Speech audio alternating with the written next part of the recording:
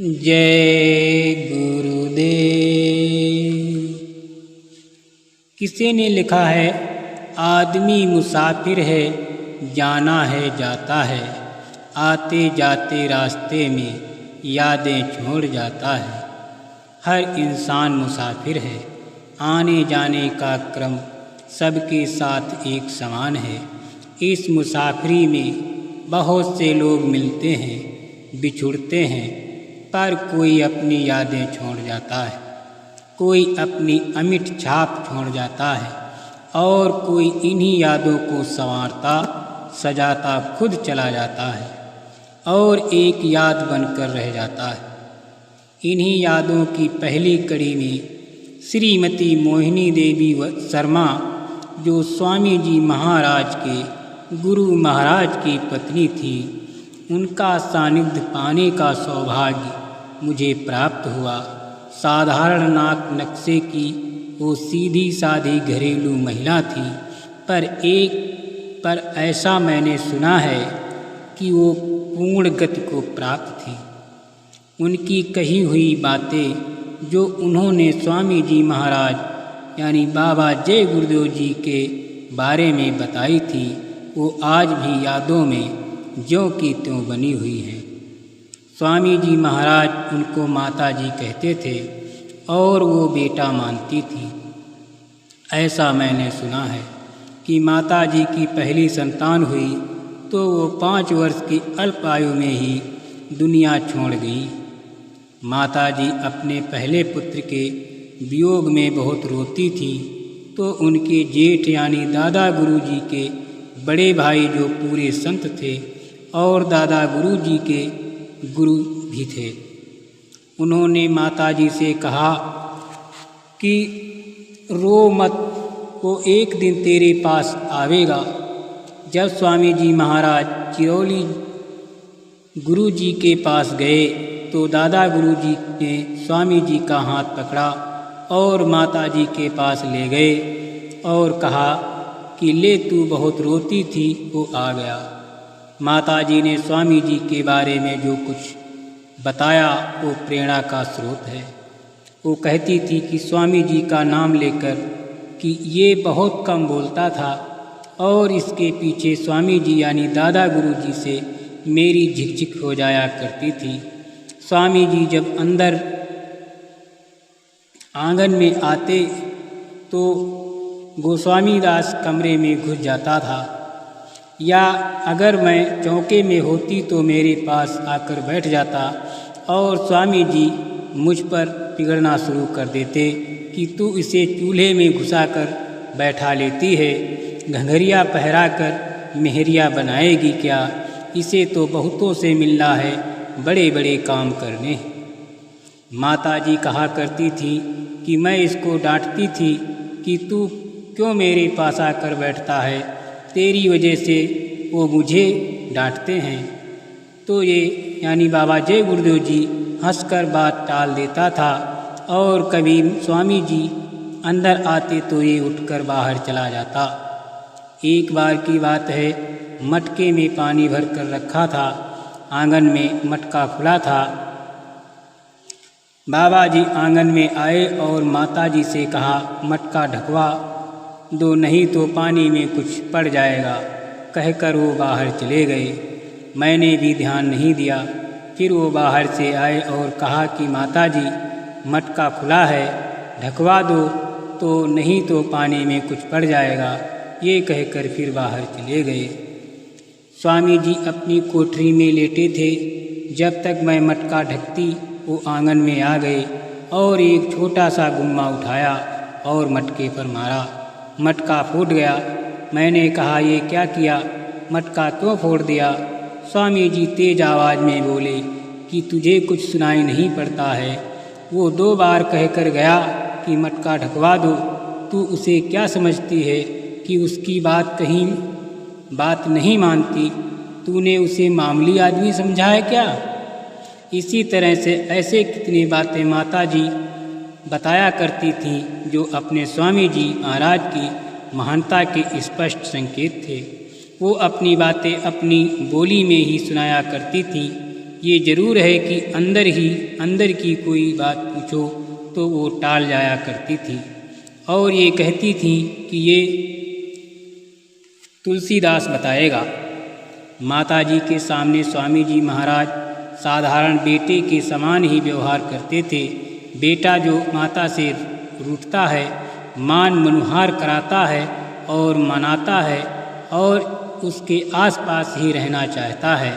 ऐसा मैंने सुना है कि जब सुदर्शन जी यानी दादा गुरु के बड़े पुत्र की बड़ी लड़की की शादी पक्की हुई तो माता जी ने कहा कि चारों लोग सुदर्शन जी, महेंद्र जी और सुरेंद्र जी और स्वामी जी यानी बाबा जय गुरुदेव बराबर खर्चा करो।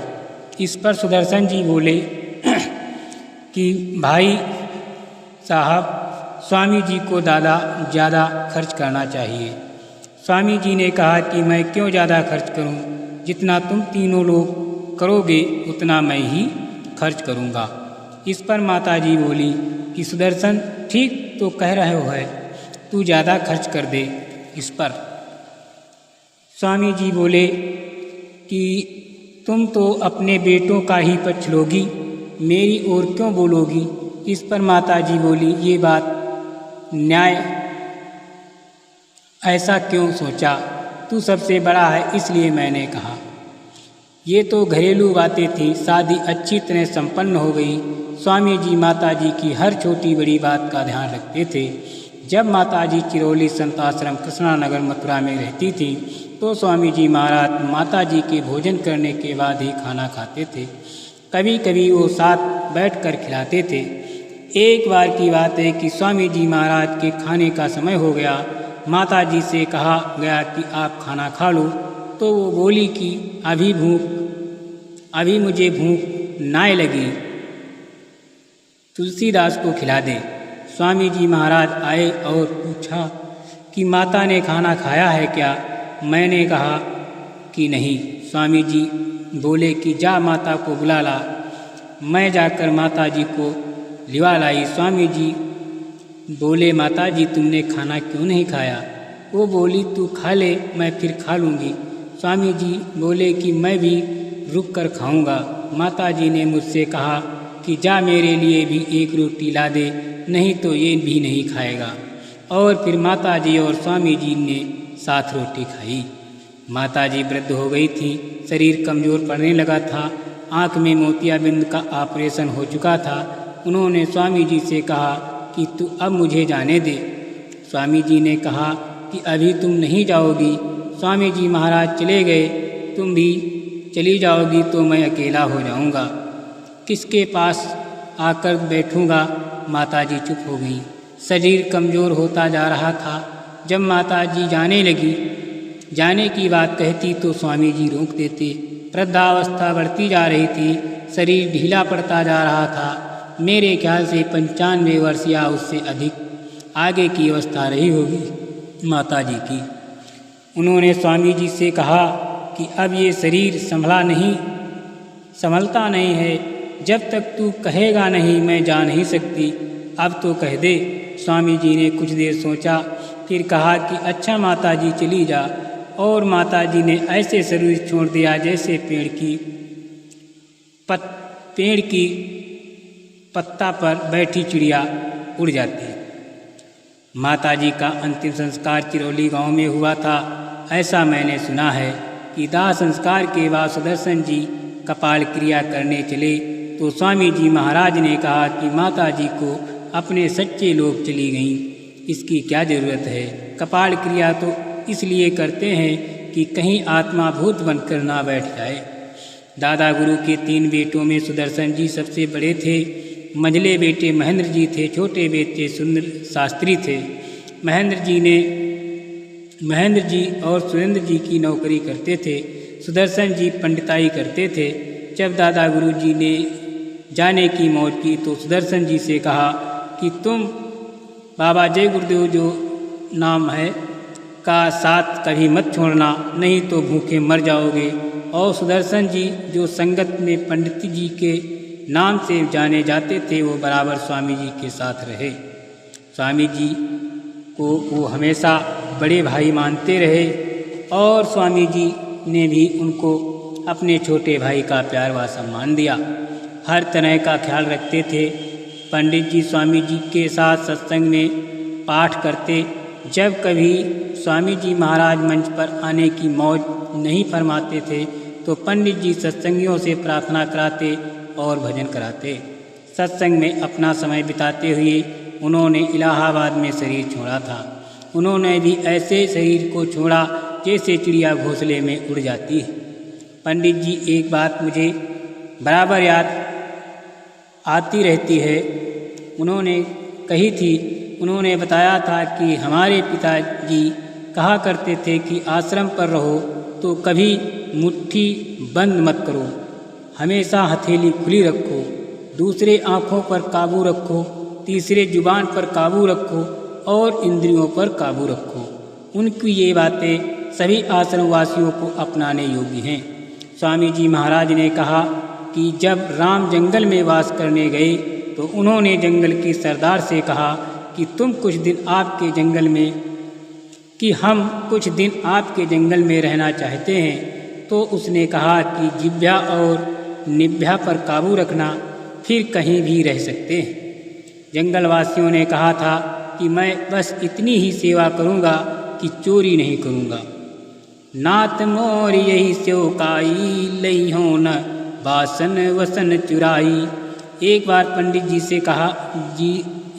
पंडित जी से मैंने पूछा कि आप ये बताइए कि स्वामी जी महाराज किस महीने में और किस तारीख को पहली बार चिरौली यानी दादा गुरु के गांव गए थे। पंडित जी ने कहा कि ये तो मैं नहीं बता सकता, क्योंकि भाई साहब से मेरी बात हो चुकी है कि हम दोनों इस बात को नहीं बताएंगे। अब इसके आगे तो कुछ कहना ही नहीं है। वैसे स्वामी जी महाराज ने एक बार कहा था कि जब मैं गुरु महाराज के यहाँ गया था तो कार्तिक का महीना था, हल्की हल्की ठंड पड़ने लगी थी, तारीख नहीं बताया था।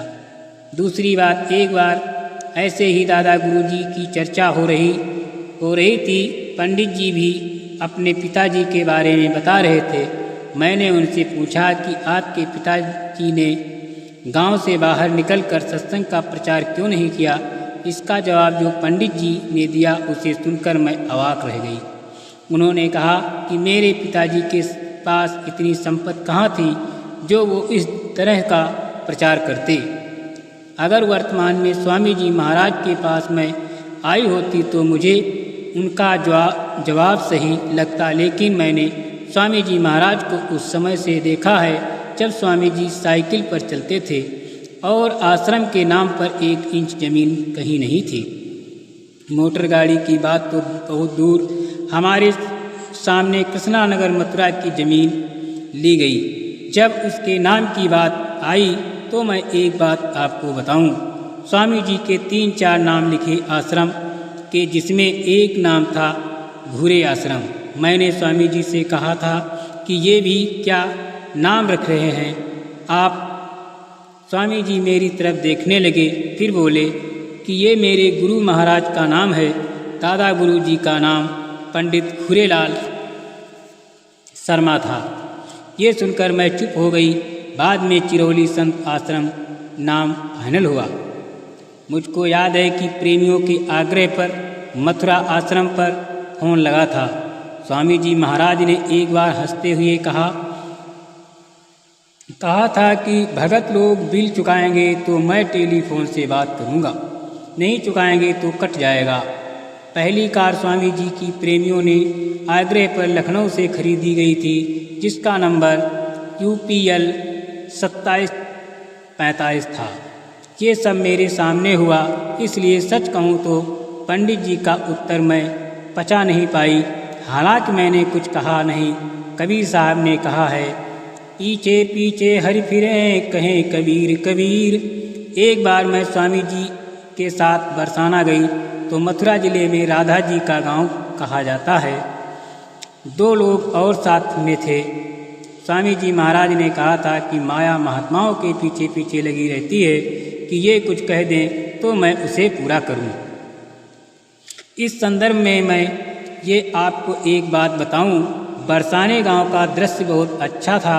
स्वामी जी ने हंसते हुए कहा था कि अगर कैमरा होता तो यहाँ की फ़ोटो ली जाती। बात आई गई ख़त्म हो गई। लेकिन उसी के बाद दिल्ली के एक सरदार मोहन सिंह जी थे, वो मलेशिया से आए थे और वो स्वामी जी के लिए एक बहुत अच्छा कैमरा लाए थे। पंडित सुदर्शन शर्मा की धर्मपत्नी, जिन्हें हम पंडितानी भाभी कहते थे, उन्होंने भी अपने कई इन संस्मरण सुनाए, जिनसे कुछ तो बड़े रोचक थे। वो बताया करती थी कि हम गांव में रहते थे, हमारे यहाँ पर्दा किया जाता था। हम अपने ससुर के सामने नहीं होते थे, बात करना तो दूर। हमारे ससुर जी जब कभी गुस्सा होते थे तो उनके पास एक कोट था जो गगरी में रखते थे, उसको निकाल कर पहन लेते थे और छाता हाथ में लेते थे और कहते थे कि तुम लोग समझती क्या हो मुझको, मैं बाहर निकलता नहीं, बाहर निकल जाऊं तो मुझे लोग हाथों पर उठा लें। भाभी जी अपने ससुर यानी दादा गुरु को स्वामी जी कहकर ही संबोधित करती थीं। उन्होंने सुनाया कि एक बार की बात है कि मैं रोटी बना रही थी, माताजी स्वामी जी को खिला रही थी। रोटी थोड़ी कड़ी सिक गई थी। जब माताजी ने स्वामी जी को रोटी दी तो बिगड़ कर बोले कि उससे कह दो कि मैं ऐसी रोटी नहीं खाता, ऐसी रोटी अपने बाप को खिलाएगी, समझती क्या है, मुझे तो रोटी खिलाने के लिए लोग तरस रहे हैं। एक बार मेरे पिताजी की तबीयत बहुत खराब थी, मेरे पीहर से संदेश आया, मैं रोने लगी। स्वामी जी ने माताजी से कहा कि उससे कह दे कि घबराए नहीं, जाकर अपने बाप को दिखाए, वो ठीक हो जाएंगे। एक बहुत रोचक प्रसंग पंडिताइन भाभी ने सुनाया कि एक बार भाई साहब यानी बाबा जय गुरुदेव और चंद्रमा दास बाबा जय गुरुदेव जी के गुरु भाई थे, एक साथ भजन करने बैठे। साहब भजन से उठ गए और चंद्रमा दास नींद के झोंके ले रहे थे। भाई साहब ने एक मचिया उठाया और चंद्रमा दास के सिर पर धीरे से रख दिया। चंद्रमा दास के साथ साथ वो मचिया भी झकोले खाने लगी। भाई साहब हंसते हंसते माताजी के पास आए और बोले कि माताजी चलो तुम्हें एक चीज़ दिखाऊं। माताजी आगे गईं, पीछे मैं भी चली गई देखने। भाई साहब ने हंसते हुए कहा कि देखो माताजी, चंद्रमा दास की सूरत चली गई तो सिंहासन डोल रहा है। माताजी हंस पड़ी और हमें भी हंसी आ गई और चंद्रमा दास बेखबर थे। सबकी हंसी सुनकर स्वामी जी अपनी कोठरी से निकले। स्वामी जी को देखकर भाई साहब चुपचाप बाहर चले गए। स्वामी जी ने माताजी से पूछा कि किस बात पर हंस रही थी और उनकी निगाह चंद्रमा दास की तरफ पड़ी। वो अभी भी बेखबर मचिए के साथ झूल रहे थे। स्वामी जी तेज आवाज़ में बोले कि अरे ये भजन क्या करेगा, ये तो दुकान चलाएगा।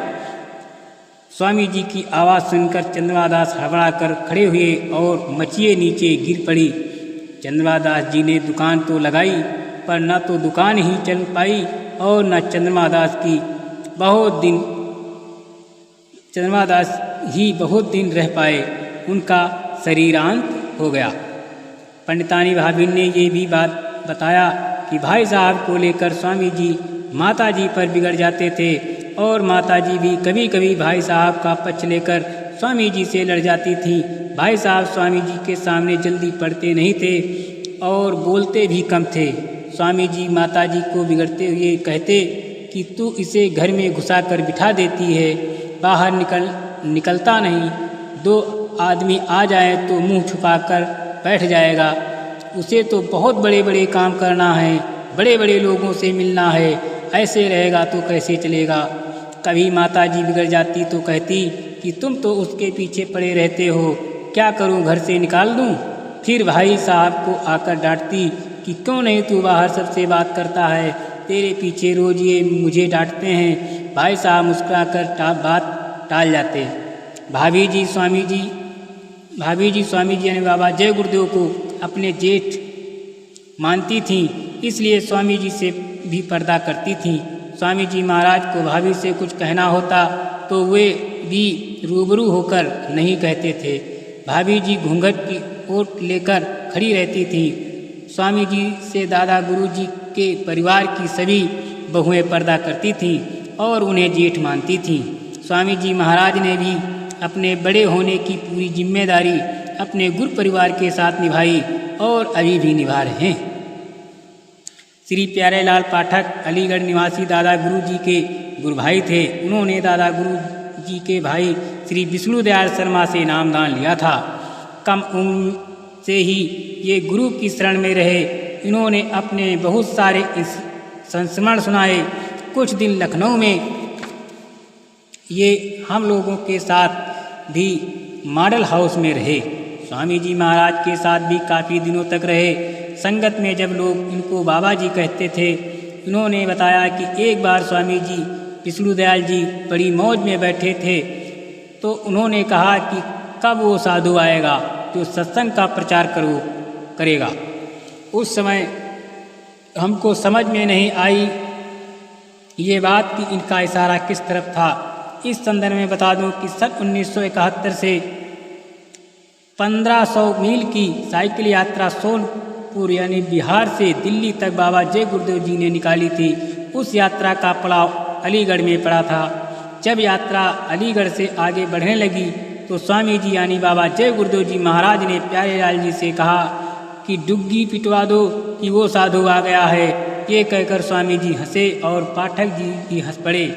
उस समय जब यात्रा चल रही थी तो पाठक जी ने एक लाइन सुनाया, सर सर करती सफा निकल गई जय गुरुदेव की तलवार। स्वामी जी ने कहा कि संतों के यहाँ तलवार नहीं चलती, तुम बोलो सर सर करती सफा निकल गई जय गुरुदेव की ललकार। पाठक जी ने आगे बताया कि मुझे बचपन से गाने का शौक बहुत था और जहाँ गाने बजाने का प्रोग्राम होता था मैं ज़रूर जाता था।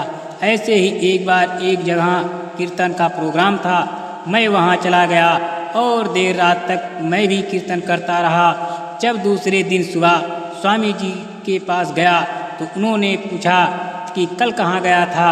जब मैंने बताया तो बोले कि तू नाचता गाता ही रहेगा तो इससे कुछ नहीं होएगा, भजन भी कर। हमारे गुरुजी के छोटे भाई पंडित घूरेलाल जी शर्मा उम्र में हमसे थोड़े बड़े थे तो हमारे गुरु भाई, लेकिन मैं उनको भी स्वामी जी कहा करता था। उनके सानिध्य में बहुत दिनों तक रहा। जब मेरे स्वामी जी बाबा जय गुरुदेव चिरौली आए तो मैं भी स्वामी जी के पास ही था। कम उम्र का एक जवान नौजवान हट्टा कट्टा साधु वेश में सामने देखा। मैंने हंसकर स्वामी जी से कहा कि ये भैंस कहाँ से पाल लिया, ये भजन का करोगा। स्वामी जी ने कहा कि ऐसा मत कहो प्यारे, मालिक किस पर दया कर दे कोई नहीं जानता। इस संदर्भ में बात चलने पर स्वामी जी महाराज बाबा जय गुरुदेव ने कहा था कि जब मैंने प्यारेलाल जी की बात सुनी तो अंदर मुझे झटका लगा कि मैं भजन नहीं कर सकूंगा क्योंकि मैं हट्टा कट्टा हूँ और मैंने निश्चय किया कि अपने को दुबला कर लूँगा।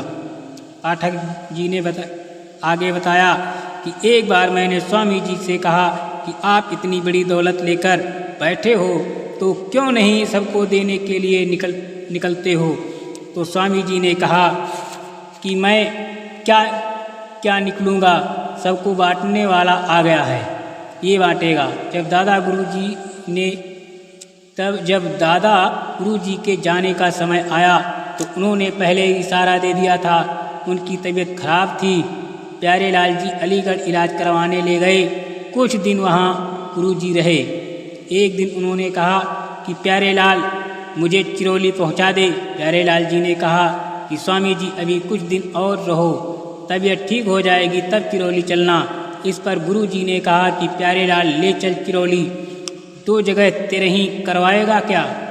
प्यारेलाल जी ने कहा कि ये सुनकर मैं सन्न रह गया। मैंने कहा स्वामी जी ये क्या कह रहे हो, ऐसी मौज कर ली कि हम किसके सहारे रहेंगे, हमें कौन संभालेगा। स्वामी जी बोले प्यारे अभी तू नहीं समझा, संगत की संभाल करूँगा तुलसीदास यानी बाबा जय गुरुदेव। संगत इतनी उछरेगो कि संभारे नहीं संभरेगो, सत्संग पूरब से उछरेगो।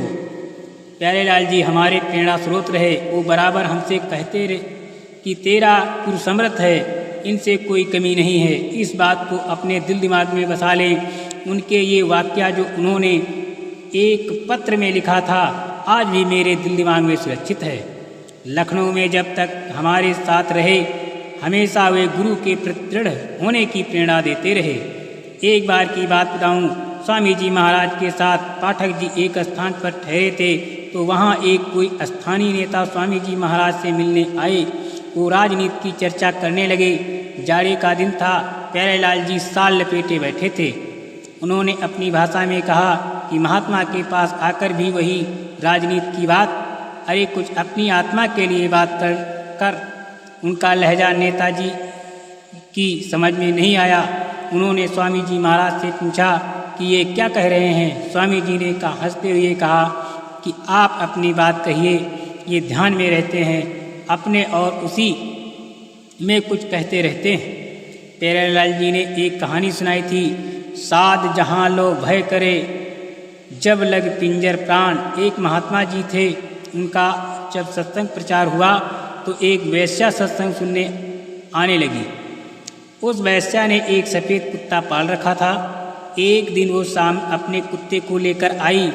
वो बोली कि महाराज, मैं आपसे एक सवाल पूछना चाहती हूँ कि आपकी दाढ़ी ज़्यादा सफ़ेद है या मेरे कुत्ते का बाल।